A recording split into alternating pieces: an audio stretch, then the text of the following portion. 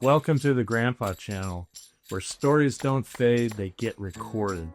I'm Steve Harris. My grandkids call me Rivers. This podcast is where grandpas and grandchildren pull up a chair, turn on a mic, and let her rip. Grandpa stories are chock full of wisdom, life lessons, and frankly, funny as hell. Your stories are the magic elixir to help your grandkids navigate Mr. Toad's wild ride, aka life. Let's Grandpa. This episode of the Grandpa Channel is brought to you by Hires Big H, home of wonderful hamburgers, French fries, onion rings, the magical and medicinal, so I say, root beer freeze. Head to Hires and treat yourself like the legend that you are. Now back to the channel. Good morning and welcome to the Grandpa Channel. Today we have a terrific guest. He's also my cousin, my first cousin, Brian Goley. And one of the best things that I can say about Brian, in fact, it's a high compliment, Brian, is that Brian reminds me of my dad. My dad was fun-loving, light touch, and just, oh man, he was just the best dad and grandpa. He also passed away coming up on 12 years ago. So a little bit of a shout out to him.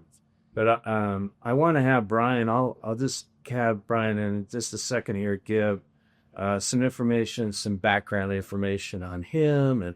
And he's like one of my favorite people. It's not a bad compliment today. It's a great compliment. Yeah. So kind of tell us a little bit about you and your family. Well, first of all, Uncle Lou is one of my favorites. Your dad. Yeah. So this is very cool to be here. Well, it's very fun. And every time we were able to get together with your family, with Uncle Lou, he always made us feel special. And like I say, always a lot of fun. And actually, that's a lot of the influence on me. I thought I wouldn't have fun like Uncle Lou. So, and then he had a non-fun-loving person. I consider myself funny, but not necessarily fun. So I'm really, in a lovely way, I'm envious of your ability to have fun. well, it's contagious, isn't it? Yeah, it is. It is. So if you're around and you want to go, I want to be like that. So it's very cool. Hobbies. Well, when we were kids, our family kind of split up. His sister and my mom, they got divorced. My dad and my mom when I was around 7.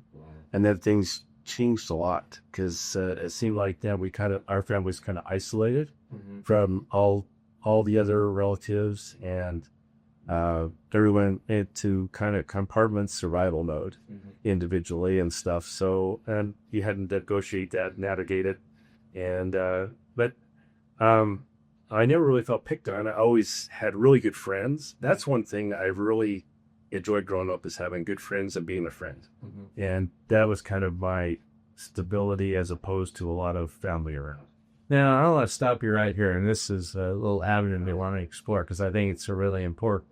What advice would you have for, say, a 14-year-old grandson or somebody who feels like they're kind of out of the loop a little bit, wants to be in the loop, but are a little bit out of the front a little bit?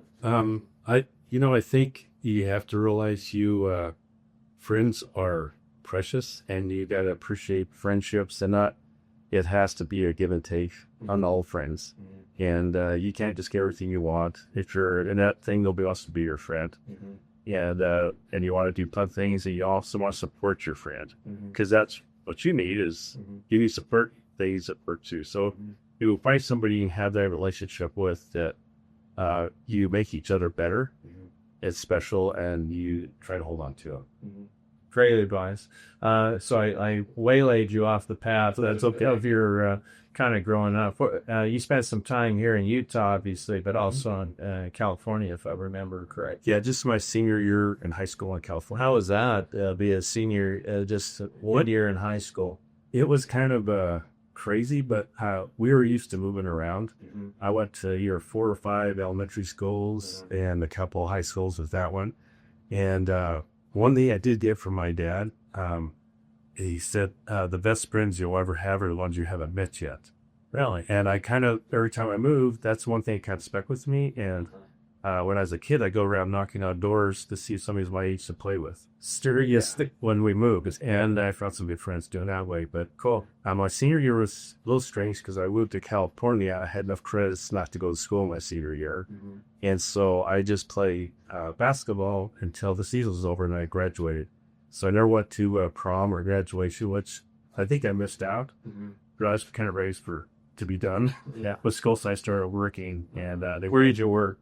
I just did construction, building houses. I had a side company with construction, and then I was taking flight lessons with the money and stuff. But I was just kind of ready to be done because I was a late bloomer. High school. I didn't really wasn't my best years. I enjoyed playing sports, so that was fun. And so I actually graduated in February when the season was over. I just took a couple classes, basketball season, and then just started on my way. Wow. Tell us about what you did for a living. I was an airline pilot. For who? For American. For America? Yeah. And so you guys lived down in Texas for quite a while. About 20 years. Did you enjoy living? Loved it. Did you? Loved it. The people were great. Great community. A lot of fun. Not like Utah where you have all these beautiful mountains and things to do, things I like to do. But you make kind of use of the things that you had at hand. And we had a blast. Had a lot of good friends. And a lot of us raised our kids together. And then once the kids were all raised, everybody scattered. And we scattered back up here. So tell me about your family. Let's see, we probably have 2 kids, Michelle and Todd. We have 4 grandkids with them. They're about 15 minutes away, which is great. It just as a disclaimer before we start this thing, so my grandkids are the best in the world.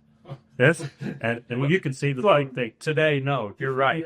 I mean, we can swap seats and you say the same thing. And the reason it's so fun being a grandpa and grandparents is because they have great parents. Yeah. They've already done Todd in the show. Yeah, they've done the hard lifting, just like your kids and your grandkids, which we saw recently. Yeah, you could say exactly the thing I'm saying. Yeah, and with since they've done the hard lifting and really have a loving, nice home, and they've got the structure.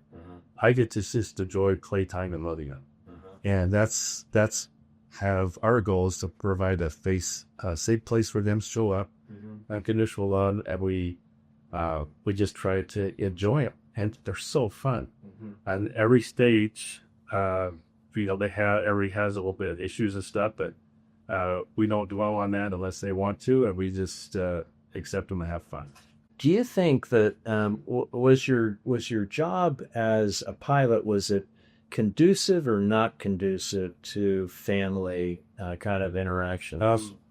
We end up it could be bad if you're gone for a long time because you need that consistency, which I didn't have when I was a kid. I was didn't have a dad in the house, and my mom was trying to work with 5 kids. And so I didn't have a lot of parenting, and then my grandmother-in-law kind of filled the gap there. And then I also had a scoutmaster, which was huge in my life, my formative years, to Mentor's Wing, and I actually worked for him in summer and taught me lots of things about being a dad or a man and stuff. But so I was afraid of that happening if I was gone too long. As it turns out, it worked out really good because when I was gone, usually it was only for like 2 nights a week. And then the rest of the time I was mostly home. And so I became a room dad at school, elementary. I go field trips with the kids, the class. It always give me the boys to hang out with on field trips. And I was able to coach their little league teams. So I had a lot of free time. So when I was there, I tried to make the most of it. And when I was gone, my one daughter would give me her homework, like physics or math. And she'd say, okay, got this homework. And I try to figure it out. And then we talk to each other when I was on a trip.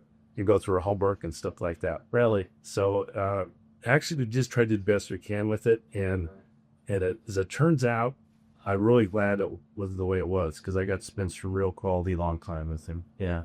So it's fun. Oh, man. And then Brian's mom, my aunt, Barbara, was like one of the best people you could ever imagine. She was so kind. And she had Ma's laugh. Kind of a nervous laugh, kind of. Right. And anyway, great people, but my dad and Brian's mom grew up in kind of a chaotic. Ma was trying to do the best she could as the breadwinner. It was during the Depression, and they would go from house to house, throughout the Southwest and up here in Utah. And somehow they made a go of it. But I know that Ma was a huge influence on my dad, a wonderful influence. But it wasn't straight out of a documentary film on Great American Family. No, yeah, and as we're similar, mom was trying to support the five of us, and she had no skill set as a go on, so she worked as a hostess at a restaurant, and she was she hung with us. She's a saint.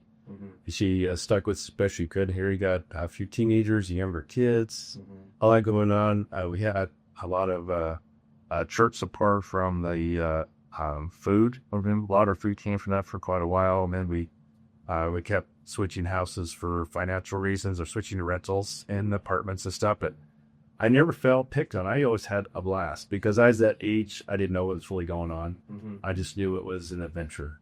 Yeah, my older sisters had a lot tougher time with it.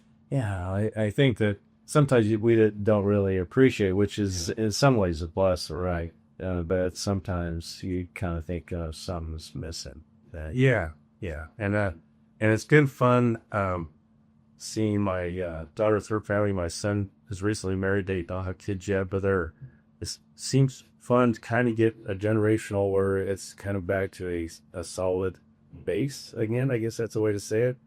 And then I get to I'm reaping the rewards of their work, where I get the kids.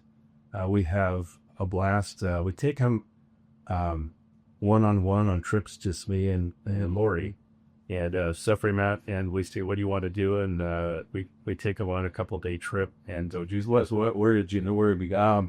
Kenzie, the oldest one, she loved roller coasters, and so we like look at roller coasters on YouTube. And she wanted to go to Magic Mountain in California, so we went there for a couple days, 12 roller coasters till we threw up, which is great.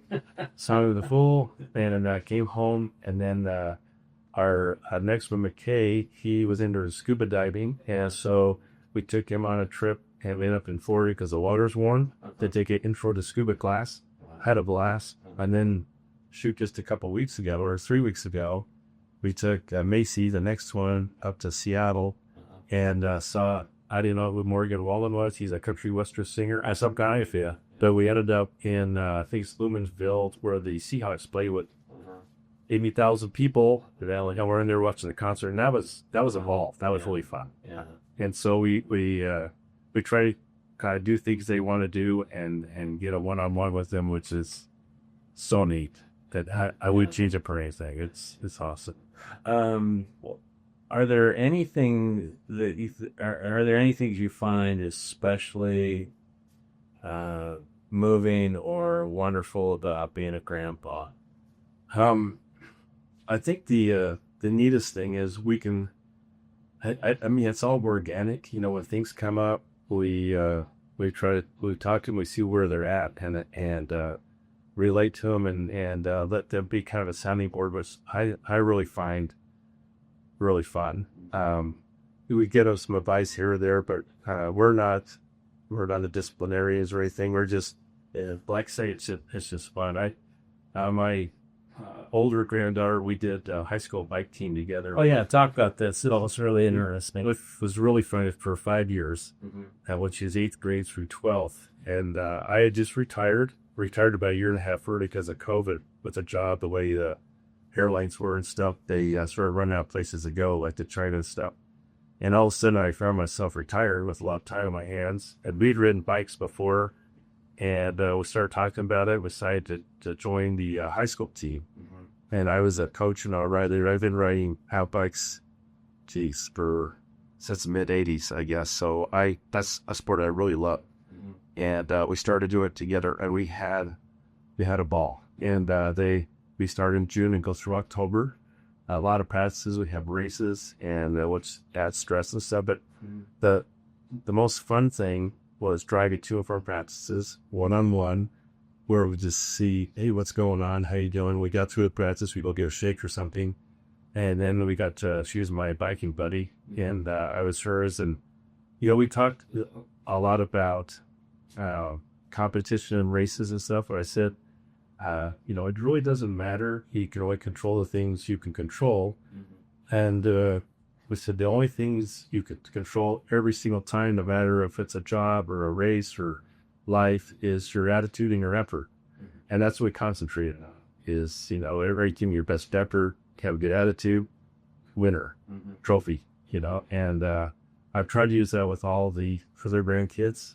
So that's all my expectations is control your attitude and effort. And if somebody, you can't control what they do, if they're better than you, or if they're being obnoxious at school or something, that's on them. But you control what you can control. That's fabulous advice, I think, especially for, grandkids for 12 on up, do what you can do, and just realize that not everything's under your control. Right. And I think that takes a little pressure off of them, because there's a lot of peer pressure on kids. And so it's like, they're responsible for you. Yeah. And then you pick like-minded friends. So you can, and that's where the friendships come in with friends, is, hey, they're on the same beat. Did it ever get weird with you and Kenzie, when you were the coach and she was the granddaughter? Then there's a lot of coaches. We had over 200 kids up there on the team. So I was responsible for about 10 to 12, the entire my group. And then I had another rider there with me, and we had a blast. It was really fun. So it wasn't like I was trying to do things with it. So we work on skills, and a lot of it was then encouraging the kids. So it's all positive. We weren't yelling at kids or anything. It was all, way you go. And then we had main truck, kids were cheering for the other kid to come up the hill. And so it was just a neat environment to grow, and it was a safe environment for the kids. They had a place to go. That's the thing that strikes me. So you're the grandfather of these wonderful grandchildren, but yet you're grandfathering as a verb, as a coach on the on the bicycle team, and you're mentoring, and maybe some more formally than others, and some kids might have wonderful home situations. But I don't know about you, that anytime anyone's kind to my kids and helps them in any way, shape, or form, I'm so, kind of so grateful. I know it's the kind of the thing of it takes a village to raise a child. I'm just grateful for people. And it was almost like, in some ways, I was a little bit of a pseudo grandfather. And there's only like a couple of us that are grandfathers. Most of them are dads or brothers or something. I was kind of to the point of aging out in mountain biking, but I wanted to hang in there. So a lot of the kids, we started with 8th grade, her friends and her peers. We always kept a lot of the same group for 5 years. So I got to know them real good. And then some of the other ones go to maybe a faster group or a different group for different reasons, and we get some new ones in. But the core group, we got really close, and you enjoy it. And a lot of times on mountain biking, we'd be riding, take a break, and we weren't even talking about mountain biking. It's like, hey, how's school going? What's coming up? And we kind of check in, and then we talk about maybe the next skill or the next part of the trail. But oh wow! So it was fun for me. It was him, and he spent a lot of time at it. Oh yeah, I imagine. Yeah, it was a long time. What was the season? What started in June. We practiced Monday, Tuesday, Thursday, sometimes Saturdays. And then in October, we started having races every other week until state, which is about third week in October. Last couple years is in Cedar City, here before St. George. But we traveled all over the place. That was fun too. That was fun. Yeah. So we as grandpas maybe sell ourselves short a little bit about what our influence could be, with, and I think this is a great example, Brian, of, kind of grandfather, where you're planted, you were planted with Kenzie, of course, but if you had all these other kind of people. I know that I had a bunch of coaches that I just adore. I'm also of the opinion that we're led to situations where we're supposed to use our talents, I think have. I just think that's so wonderful. Well, like I say, it was kind of natural and organic. If you see a need for the kids and you can help them a little bit or help them or cheer them on, and all of a sudden you see them brighten up, and that makes you want to do it more. This particular sport, because of what it is, there'll be rides of bench. Everybody participate. Everybody's in every race, and so you get to go from group to group and cheer them on as they race. Always the cowbells, and then I really enjoyed it at the very end after they done their 2 loops. Usually that's about 12 miles and upper 1,000th climb or something. I catch them at the end, and they call it the hug and cry zone. And the coaches would catch them inside when they came off the bike to make sure they're okay. Because they put it all down, they grab the bike. And I got the bike, just relax. Some of them would collapse. Some of it would be ladders would be crying. There's a whole bunch of emotion, but I love to see them at the end, just to see that effort they put in, how proud they are of themselves, and just tell them, hey, you did good. It's awesome. I mean, that's what sports are supposed to do. Instead of just chasing the D1 scholarship, right? Basketball or football. And I think you lose sight of that sometimes. Oh yeah, the human experience, so hopefully they go on and just use that as a springboard, not for biking but for life. Saying I can do hard things, I can be proud of myself for what I've done, and use that for confidence. Hopefully. What are some of the hard things in life you've done that have kind of made you who you are? Do you think of anything in particular? I think I have a short memory. So when something comes up that's, we went through a lot of stuff as, just as kids, just being just a situation. And so you just kind of went on your own, but then everything seemed not really hard, but just different. Lori and I early on, it's kind of personal, but we've lost 3 boys young. And so it set the bar kind of high on what really matters. And so all the little other stuff is just stuff. And some of that other stuff that is a big deal to some people isn't a big deal to me because the bar is already been set. So I got to be careful to be empathetic to the people that other stuff is really important to them, that they're struggling with. Well, it's easy to say, well, yeah, but we had this bad. And so I try to really check myself and realize for them it's a big deal. And for us, a lot of stuff, you just can't be more because it doesn't matter compared to that. I think you hit the nail on the head with hard things, creating the ability to be empathetic. Yeah. And I guess as a grandpa and as a dad, we don't want to shield every bad thing. Right. I mean, there's certainly some things we would want to try to shield, and sometimes they happen anyway. But I don't know about you, but I really want to have grandchildren and children who have empathy, for other people. I think that empathy, to a large degree, is born from hard experiences, and death being really, hard. And for the kids and grandkids, they have to navigate a lot of that stuff, and we're just here saying, hey, you're not alone navigating. We're here for you. Let's talk about it, but we can't do it for you. And I think they appreciate that sense of community, of family, and it gives them the courage to navigate some of the stuff. And there's this stuff because of you on your own. That's just the way life is. How do you find? I know that faith is a large part of your life. It's a large part of my life, but how do you share? We found some good ways to share your faith with your grandkids. I find too, Brian, sometimes that when I, and thus saith Steve, my kids are just like click, and it's just like a stone wall.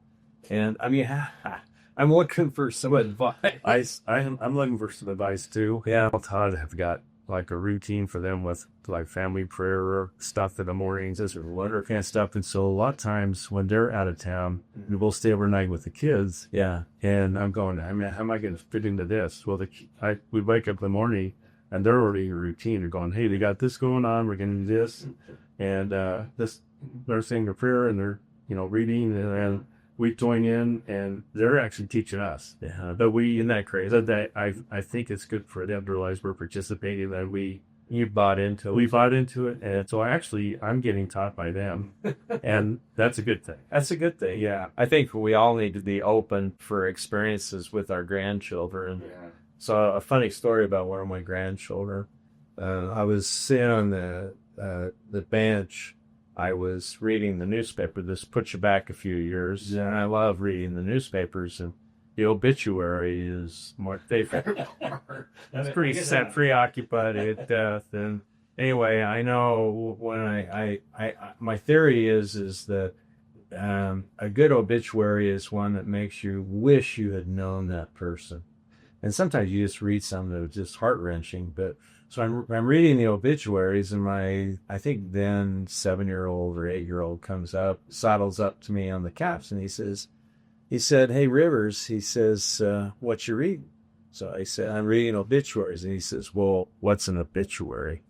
And so I explained to him that, these are people who've recently passed away, as a little summary of their life. And he kind of had this quizzical look on his face. And then he looked up at me, and he says, "I'll bet you're glad that you aren't in there." Those are memories that I never want to forget. And, and then we just kind of explained, we talked a little bit about, he'd say, "Oh, I'm so afraid of death," and or anything like that. But I just think that, that we have these moments that are pretty cool. I know we go camping a lot together as families, and have a tradition of certain times of years we go to certain places camping and stuff, and we around the campfire sometimes. One thing we've talked about before is a little bit of that stuff. Mm-hmm. And I kind of done this as a scoutmaster a couple of times too. We did that. That's the scout. Yeah, that's just symptom. Oh my gosh, that's why I have no hair. And that I say, like, today's August 21st, 2025. It only happens once in our lives. Yeah. Doesn't matter how connected you are, how much money you have, you can't get today back. So make the most of it. And I don't do it to put pressure on them, like cure cancer or solve the world hunger or something. Yeah. It's just like be intentional about today. And I kind of start off just with, if you do something, one thing good for yourself, one thing good for somebody else, you've already had a fantastic day and you've made the most of it. Yeah. But maybe there's some days you need to just chill and relax. And if you're doing that on purpose, it's great. I don't want to put pressure, all that kind of thing, but just think about what you could do today to make it better. Because once it's gone, it's gone. Yeah. But I just wanted to think that every day's precious. Yeah. And I'm kind of really big into being in the moment and enjoy it, because a lot of people they have the moment right there and they're not enjoying it because they're thinking about something over here. It's like, hey, when that's over with, you have time to think about it. Yeah. And I don't know if that makes any sense. No, it makes a ton of sense. And if someone were to ask me in one word, how would I describe you? One of the words that I would use to describe you is optimistic. You are a really, really optimistic person. Well, thanks. Maybe I'm just ignorant. I don't know. But I think, I don't know, it kind of goes along with control you can. Yeah. And there was a lot of time in my life where I wasn't controlling the situation just because of the way the situation was. So I kind of moved over to, well, what can I do? And I don't know if it's optimism or just like, I can't solve the political climate. I can't do anything about things people talk about, but I can control what I'm doing with my cousin today. Yeah. Like today was a good day for me. But today, I'll bet you weren't in the present because I think you were wishing that it was over. I just want to call you out. That's true. But, in that same thing, though, what's cool is I chose to be here with my cousin. You did. Which I admire a lot. And so I thought that's good for me and hopefully good for him. So today's already a good day, And I come to good day. You have. Yeah. And so it's, I guess I kind of take things because they come a little bit. So here's maybe a final question for you, Brian. We have about like 37 followers. So it's a vast audience out there, And so I just think that you might have to do some things to avoid the paparazzi. Yeah. Sure. Yeah. What kind of advice would you have based on your experiences for Todd, your brother-in-law, for any of our son-in-law, right? any other people who are either gonna be grandparents or maybe new grandparents. What would you say? Well, Then, I actually think it comes natural, and I think you can get clinical about it and have a checklist. And I always been big on checklist finder voice, but it's not a checklist; it's an organic thing. You have to go with the flow, because every kid is different, all the needs are different, and every time you can help them a little bit, it affects you and them at the same time. Because I learned so much from them, and also I look back and go, that was me. I remember going through this. I remember elementary school and middle school and not being a group or a clique or being in the right group or this or that. And so I've kind of been there a little bit. And so I don't want to make a problem that there isn't one. But if they have some concerns or issues, I just want them to know that they have a place to come talk. It's safe, total acceptance. And one thing I try to tell them all the time is I love them and I'm proud of them. And I really am. it is fake. No. Yeah. And I could see through that. And that's something I tell them all the time. And it truly is the way I feel. And I think just things happen from there, that connection. I don't really think there's I don't know if there's a format to go by. I think just be ready for everything, and all of a sudden things play out, and you're always a part of it. Which is very cool. That's kind of being a family. It's kind of like, the old, plan to be spontaneous. Yeah, exactly. No. And I think that what you're saying and what I agree with, by the way, is that, like, you just got to be kind of ready to go with the flow. Yeah. In a good way. But yet, you just have to be open. And I really think that inspiration plays a huge role. You're being a dad and being a grandpa, and hopefully, I'm listening and following, and I have found that when I've done that, great things have happened. And Brian is a fantastic example of a grandfather who is a fountain of peace, of optimism, which I think if our grandkids have more optimism, is there anything bad about that? No. And just of unconditional love and acceptance, and being able to come and say, hey, I got something on my mind, and tell me, let's talk about it. And I've learned a ton just by listening to Brian. So you've knocked it out of the park. Oh, I don't know about that. I'm still hitting singles, because they had sometimes it's a bunt single. Yeah, that are a crisp single through the infield. Anyway, that's our interview for today with my cousin and wonderful grandfather, Father Brian Golding. And I think I'm going to go take a nap. Thanks, Steve. Thanks, man. That's it for today's episode of the Grandpa Channel. Until next time, keep the mic hot, the memories fresh, and the jokes just slightly inappropriate. I'm out of here. This is pretty good, I think.